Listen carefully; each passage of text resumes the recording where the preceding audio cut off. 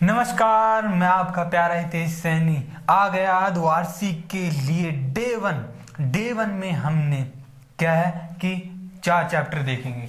Math के 4 chapter देखेंगे, first, second, third और फोर्थ। अब हम सबसे पहले चैप्टर फर्स्ट के बारे में देखेंगे, उसके मोस्ट इंपोर्टेंट क्वेश्चन करेंगे। इस चैप्टर के बारे में पहले थोड़ी जानकारी ले लेते हैं ना। चैप्टर फर्स्ट का नाम है वास्तविक संख्या। वास्तविक संख्या में यूक्लिड परिमेय से पूछ लेता है, एलसीएम एचसीएफ से पूछ लेता है, एचसीएफ एलसीएफ से पूछ लेता है, और सबसे यह परिमेय से पूछ लेता है कि परिमेय है या अपरिमेय है। यह तो हो गया भाई कि किन किन से क्वेश्चन पूछता है। अब उससे ही रिलेटेड पहला एक क्वेश्चन है, ये मोस्ट इंपोर्टेंट है क्योंकि ये कई बार पूछा जा चुका है और अब की बार पूछने की संभावना पूरी है। तो क्वेश्चन किस प्रकार है, √2 और √5 एक अपरिमेय संख्या है, यह हमें सिद्ध करना है। ऐसे सिद्ध करने वाले क्वेश्चनों को कभी भी ध्यान में रखें, ऐसे सिद्ध करने वाले क्वेश्चनों को हमेशा जो अपरिमेय है, अगर अपरिमेय है तो उसको अपरिमेय मान लीजिए। तो हम क्या करेंगे, सबसे पहले इसको मानेंगे। कोई एक उठा लेता हूं मैं, √2 को उठा लेता हूं, √3 को तुम सोल्व कर लेना है ना। तो √2, तो सबसे पहले माना कि क्या मान रहे हैं, √2 परिमेय संख्या है। सबसे पहले हम ये मान लिए कि √2 एक परिमेय संख्या है। हमें अगर अपरिमेय सिद्ध करना है तो इसको परिमेय नहीं है यह सिद्ध करना पड़ेगा। तो परिमेय से मान लिए हम। अगर आपको पता हो कोई भी संख्या अगर परिमेय है तो उसे P/Q के रूप में लिखा जा सकता है ना। तो अतः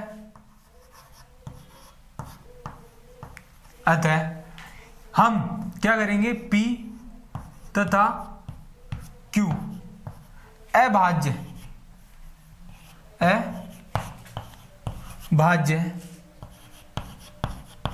संख्या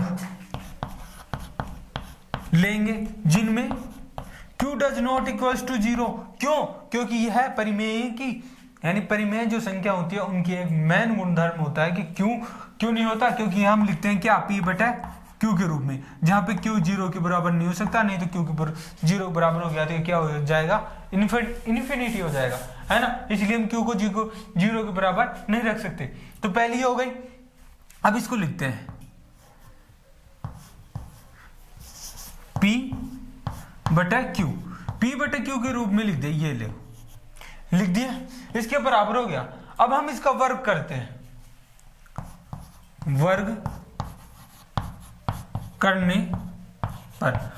करते हैं। सबसे पहले तो वर्ग करने पर क्या मिलेगा, P² बराबर 2। दोनों पक्षों का वर्ग कर रहे हैं तो एक तरफ क्या हो जाएगा, 2 हो जाएगा क्योंकि रूट हट जाएगा। तो अब हम इसको ऐसे भी लिख सकते हैं, P² बराबर 2Q। इस फॉर्म में लिख दिए। अब आप ये नोटिस करोगे, जैसे अभाज्य गुणनखंड है, ये भी अभाज्य गुणनखंड है। जब अभाज्य संख्या में भाग दिया जाता है तो हमें अभाज्य संख्या प्राप्त होती है। अब आप यहां पे देखोगे तो 2 प्राप्त हो रहा है। क्या प्राप्त हो रहा है? 2 प्राप्त हो रहा है, जो अभाज्य संख्या नहीं है। अतः हम क्या कह सकते हैं, अतः यह क्या कर रही है, अभाज्य गुणनखंड की जो मान है उसको सिद्ध नहीं कर पा रही। अतः √2 अपरिमेय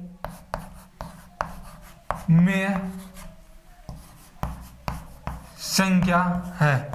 ये तो हो गई कि हम बेस फॉर्म जो सिंपल तरीके से, कई सर या फिर कोई और भी टीचर है ना, वो अलग तरीके से सोल्व कराता है, मैं इस तरह से सोल्व कराता हूँ। क्योंकि इस तरह से सोल्व कराने में क्या होता है कि आसानी होती है, बच्चों के समझने में आसानी होती है। क्योंकि हमें पता है भाई अभाज्य गुणनखंड ले लेंगे तो उसको रूट के बराबर रख देंगे, फिर दोनों पक्षों का वर्ग कर देंगे। वर्ग करने के बाद में जो नीचे की होती है उसको इधर ले आएंगे।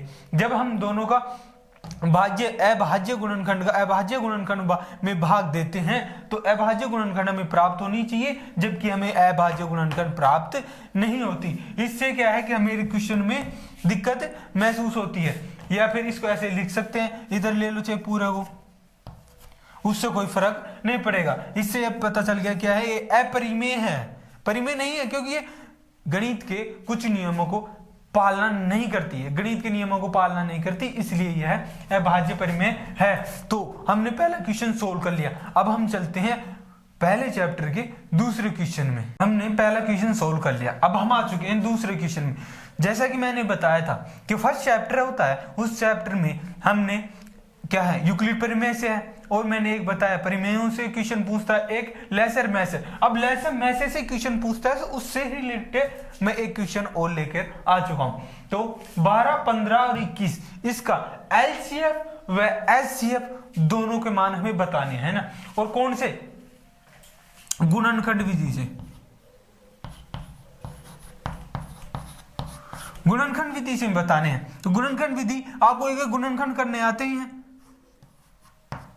15 और 21 इनके गुणनखंड करते हैं।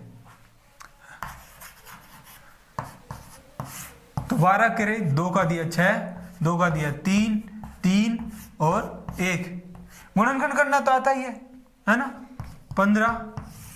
अब ऐसे मत कह देना कि गुणनखंड करना भी नहीं आता है।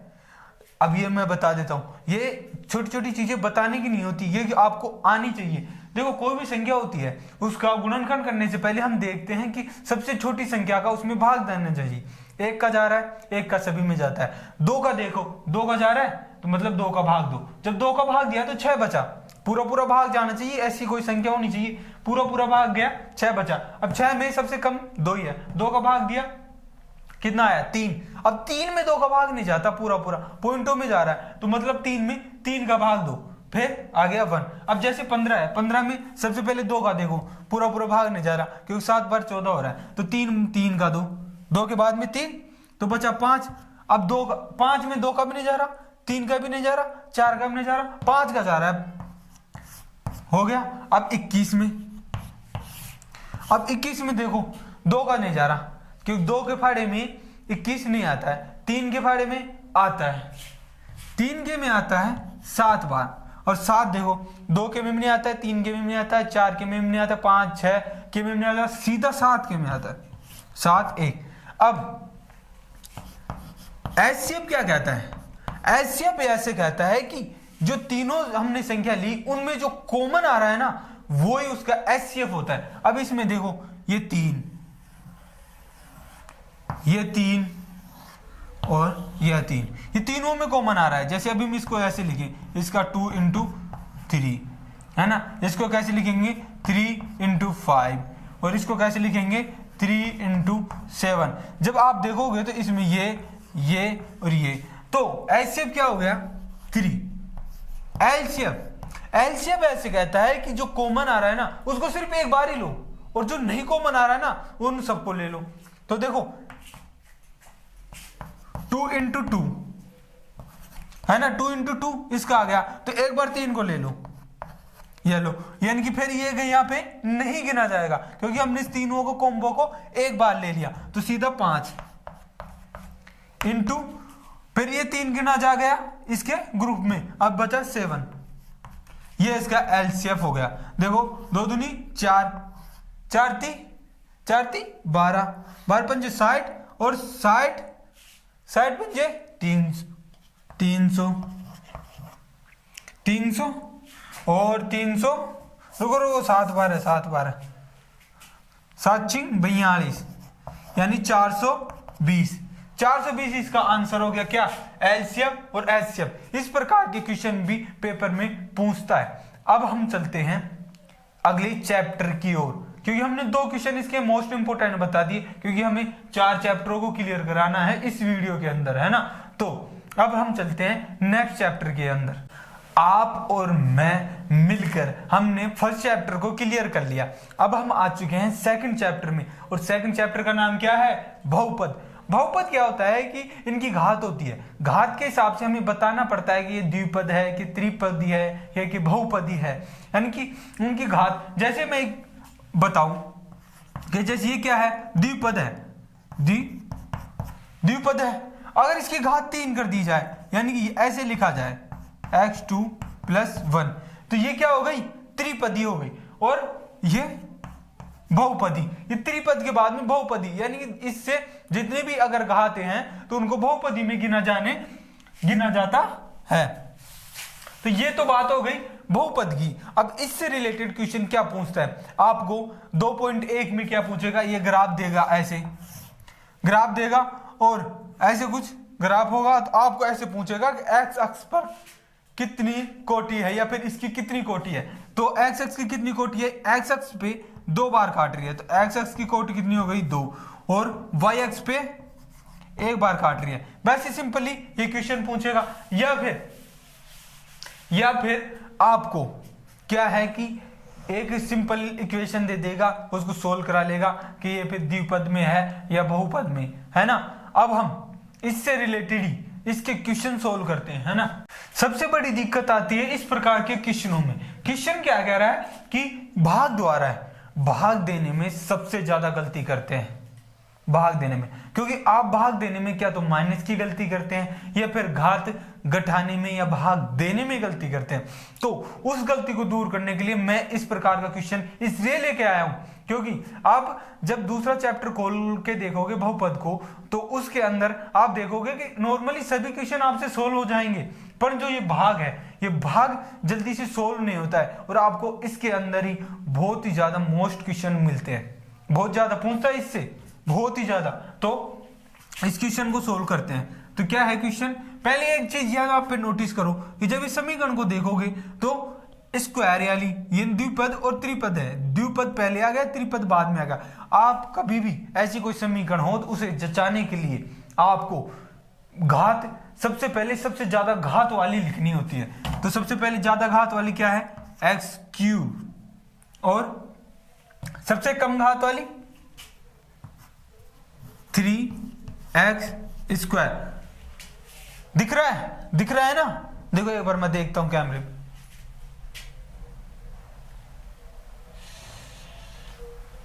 दिख रहा है, हाँ सही है, दिख रहा है। तो आप देख रहे हो ना, तो यहां पे है प्लस, ये माइनस, क्योंकि देखो यहां पे माइनस है, यहां पे माइनस है ना, तो ये माइनस आगे आ गया, और ये सेकंड यानी 2 घात वाली, अब 1 घात वाली, माइनस 3x प्लस 5। इसमें भाग किसका देना है, अब देखो यहां पे भी यह अस्त व्यस्त है ना, तो सबसे पहले ज्यादा घात वाली एक्स स्क्वायर माइनस यानी प्लस एक्स, ये देखो माइनस की है, एक्स माइनस 1।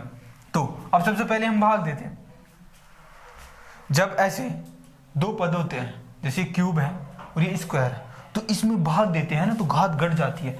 तो यहाँ पे देखो एक्स क्यूब बटे एक्स स्क्वायर, और यहाँ पे देखो दोनों के माइनस के, तो माइनस से माइनस क्या हो जाएगा, कैंसिल, और घात घट जाएगी। आप बस यही गलती करते हैं सबसे ज्यादा, जब फर्स्ट पद का फर्स्ट पद में ही भाग देना होता है। तो और जो बचता है ना, जो यहाँ पे लिखते हैं, बचा क्या, एक्स। अब फर्स्ट स्टेप हो गया ना, फर्स्ट स्टेप हो गया, अब चलते हैं सेकंड स्टेप में। देखो ये होता है ना एक्स, ये x को पूरी समीकरण के साथ तो क्या करना होता है, गुणा करना होता है। तो सबसे पहले गुणा करेंगे, जब इस x को x स्क्वायर से गुणा करेंगे। अब आप एक चीज ध्यान रखना, जब घात की संख्या ऐसे गुणा होती है ना, तो उनकी घात डबल हो जाती है, तो घात क्यूब हो जाएगी। और देखो माइनस, और यहाँ पे कुछ नहीं है, तो मतलब माइनस का x क्यूब। अब आप यहाँ पे देखोगे x, अब देखो x, तो x जब गुणा होंगे तो क्या हो जाएगा, x स्क्वायर, क्योंकि यहाँ भी प्लस की, यहाँ भी प्लस की, यहाँ क्या बचा, माइनस का 1, माइनस के 1 को जब x से गुणा करोगे तो माइनस का x। अब देखो यहाँ पे जो नीचे वाली लाइन को देखना, ये माइनस है तो मतलब प्लस, ये प्लस है तो माइनस, ये माइनस है तो प्लस, ये कैंसिल हो जाएगी, क्योंकि ये माइनस की ये प्लस की कैंसिल, ये माइनस की प्लस की मतलब 2x स्क्वायर, क्योंकि देखो घट जाएगी, प्लस की बचेगी, ये प्लस की हो गई, यानी कि माइनस का 2x प्लस 5। ये पूरे को ऐसे कैसे ताल लो, ये हो गया first step clear. First step यहाँ हो गया, सेकंड और थर्ड स्टेप हो गया। अब चलते हैं हम आगे। अब वही सेम प्रोसेस, इसका इसमें भाग दोगे, इसका जब इसमें भाग दोगे तो क्या बचेगा, माइनस का 2। यहाँ पे देखो क्या है, वहां पे एक्स स्क्वायर भाग दिया जा रहा है, किसमें भाग दिया जा रहा है, 2x में, ये माइनस की है तो जी ये इससे कट हो जाएगा तो माइनस का क्या बचेगा 2, तो माइनस का 2 लिख दिया। माइनस के 2 को इससे गुणा करेंगे तो क्या होगा माइनस का एक्स स्क्वायर। ये देखो माइनस माइनस गलती हो गई ना, तो ये प्लस हो जाएगा एक्स स्क्वायर। अब देखो x का इससे गुणा करोगे तो माइनस का 2x और 1 से गुणा करोगे तो प्लस का 2, क्यों देखो यहाँ पे माइनस ये भी माइनस है ना। और अब चिन्ह चेंज करेंगे, यहाँ प्लस माइनस प्लस, ये प्लस तो माइनस, ये देखो प्लस माइनस वाले कैंसिल, ये कैंसिल। अब देखो ये माइनस यहाँ पे क्या बचेगा 3।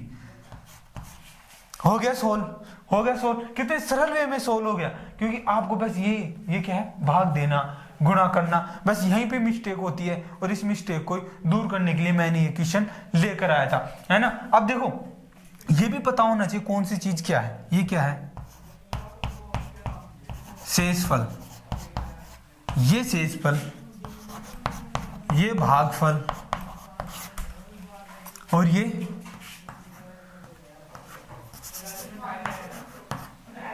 भाजक और या भाज्य। हो गई ये चीज, ये पता भी है उनके अंदर का क्या है, बाहर का क्या है, ये क्या है, ये क्या है ना। अब ये क्वेश्चन सोल्व हो चुका है ना, हमने सेकंड चैप्टर का ये सोल्व कर लिया। अब हम चलते हैं नेक्स्ट चैप्टर में। सेकंड चैप्टर में बस ये एक मोस्ट है, और भी अगर मोस्ट क्वेश्चन होंगे तो मैं आपके लिए जरूर लेकर आऊंगा। अब हम चलते हैं चैप्टर नंबर 3 के अंदर, है ना। चैप्टर नंबर 3 के अंदर ये एक मोस्ट इंपोर्टेंट गुणधर्म है, प्रतिच्छेद, समपाती और समांतर। इससे रिलेटेड हर बार एक ना एक क्वेश्चन जरूर पूछता है ना। इसका गुणधर्म क्या है कि a1 बटा a2 does not equals to b1 बटा b2, यानी कि दोनों है ना बराबर नहीं होने चाहिए, जब दोनों मान बराबर नहीं होने चाहिए। और इसके अंदर देखो समपाती में सब बराबर होने चाहिए, यानी a1 बटा a2, b1 बटा b2, c1 बटा c2, ये सभी क्या होने चाहिए बराबर होने चाहिए। और समांतर, ये इसमें क्या है कि तीसरा पद है ना, तीसरा पद यानी c1 c2 इनके बराबर नहीं होने चाहिए। अब ऐसे तो समझ में नहीं आया होगा कि भाई किसके किसके कैसे बराबर होने चाहिए। अब हम क्वेश्चन के द्वारा समझते हैं कि कौन सा किसके बराबर नहीं होना चाहिए। 3x plus 4x plus 5x equals to 0, है ना। अब इसको लिखते हैं 6x plus 5x plus 7x बराबर 0।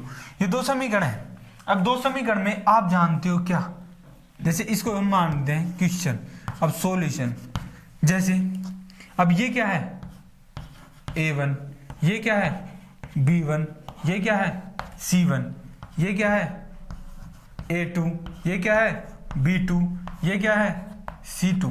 अब इसको हम लिखते हैं इन फॉर्मूलों में, है ना। 3/6 बराबर 4/5 बराबर 5/7। आप यहाँ पे देखोगे जैसे इनको सोल्व भी कर लेना, कभी कभी है ना सॉल्यूशन में भी वो रखते हैं।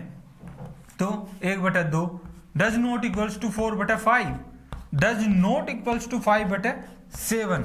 आप देखोगे कि देखो फर्स्ट पद ही नहीं मिल रहा, फर्स्ट पद नहीं मिल रहा तो कौन सा है प्रतिच्छेद, कौन सा है प्रतिच्छेद। अगर ये सभी मान मिल जाते, यानी ये कंडीशन होती, ये वाली कंडीशन होती, तो कौन सी होते समपाती। और अगर ये इक्वल होता और ये डज नॉट इक्वल होता तो कौन सा होता समांतर, कौन सा होता समांतर होता। तो इस प्रकार से भी इससे क्वेश्चन पूछता है, और प्रतिच्छेद, विलोपन और उनसे भी क्वेश्चन पूछता है। और इस चैप्टर के मैं अलग से और क्वेश्चन लेकर आऊंगा, है ना, आप सभी के लिए। अभी क्या है कि टाइम कम है, इसलिए आपके लिए कुछ ही मोस्ट क्वेश्चन ही या फिर कुछ मोस्ट गुणधर्म ही ला पा रहे हैं। अब हम चलते हैं कि चैप्टर नंबर 4 के अंदर क्या है द्विपद। द्विपद है, द्विपद में क्या है कि शून्यंकों के बारे में पूछता है, और या फिर ऐसा कुछ दे देगा उसके बारे में पूछेगा, या फिर श्रीधराचार्य सूत्र, यानी कोई द्विपद हमें दे देगा, द्विपद समीकरण दे देगा, उससे श्रीधराचार्य फॉर्मूले से सोल्व करा लेगा। सबसे पहले हम इस समीकरण को सोल्व करते हैं और द्विपद में कन्वर्ट करते हैं। है ना। तो इसको सोल्व करते हैं। ये देखो यहाँ पे आप एक चीज नोटिस करोगे, ये क्या है, एक सर्वसमीका है। कौन सी? a माइनस बी की होल स्क्वायर। तो क्या होगा, a square minus 2ab plus b square. तो इसको सोल्व करते हैं, क्या हो जाएगा, एक्स स्क्वायर प्लस नहीं माइनस 2x प्लस 4 प्लस 1 बराबर 2x माइनस 3। ये हो गया। अब हम इसको इधर ले चलो, तो x2 माइनस 2x, इसको इधर ले गए तो माइनस का 2x, और इसको इधर ले गया तो क्या हो जाएगा, प्लस का हो जाएगा, ये प्लस का 4 प्लस का 1 प्लस का 3 बराबर 0। ये हो गया है। अब आप इसको लिखो, पूरे को सोल्व करेगा वो लिखो। अब देखो 2x कितना हो गया, 4x, क्या हो गया, 4x हो गया। और ये देखो 5 और 3 8 प्लस का 8 बराबर 0, प्लस का 8 बराबर 0। अब आप ये समीकरण प्राप्त हो गई, अरे स्क्वायर, ये समीकरण प्राप्त हो गई। अब इस समीकरण से क्या ज्ञात करेंगे, शून्यांक ज्ञात करेंगे। क्या ज्ञात करेंगे, शून्यांक ज्ञात करेंगे। अब आप एक चीज देखो, क्या देखोगे, गुणा करने पर, हाँ, अरे यहां गलती कर दी, क्योंकि आप देखोगे ना फॉर्मूले में 2a, तो ऑलरेडी क्या है, 2 और है, तो क्या हो जाएगा 4, तो 4 हो जाएगा, तो यहाँ पे क्या हो जाएगा 6 हो जाएगा, और यहाँ पे 4, तो 6x square minus 6x plus 8x बराबर 0। ये हो गया। अब गुणा करने पर 8 और जोड़ने पर 6, तो आप जैसे गुणा करोगे, यहाँ पे देखो गुणा करोगे तो 8 और जोड़ने पर 6, तो 4 दूनी 8, 4 दूनी 8, तो हम क्या लिखेंगे 2 यानी 4x माइनस 2x प्लस 8 बराबर 0। अब देखो इन दोनों में कॉमन ले लो, क्या x बचा, यहाँ पे क्या x माइनस, यहाँ पे x कॉमन ले लिया, क्या बचा 4 माइनस, अब देखो इन दोनों में कॉमन क्या ले ले 2, तो यहाँ पे क्या बचा x प्लस 4, है ना 4। आप यहाँ पे देखोगे माइनस, तो यहाँ पे क्या हो जाएगा माइनस, यहाँ पे क्या हो जाएगा, क्योंकि जब माइनस माइनस से गुणा करोगे तो ऑटोमेटिकली प्लस आ जाएगा। तो अब इसको हम क्या क्या लिख सकते हैं, x माइनस 4 बराबर 0, और एक लिख सकते हैं x माइनस 2 बराबर 0। तो x बराबर हमें क्या क्या प्राप्त हो गया, 4 और 2, और जो 4 2 प्राप्त हैं ये क्या है, शून्यांक। ये क्या है, शून्यांक। आज हमने आपको इस क्वेश्चन के द्वारा ये बताया कि कोई भी क्वेश्चन ऐसे इस फॉर्मेट में हो तो हम द्विपद फॉर्मेट में भी चेंज कर सकते हैं, और उससे ही शून्यांक ज्ञात कर सकते हैं। शून्यांक के बाद अब शून्यांक ज्ञात करने के भी दो तरीके हैं, एक तो भैया गुणनखंड विधि से, और एक होता है श्रीधराचार्य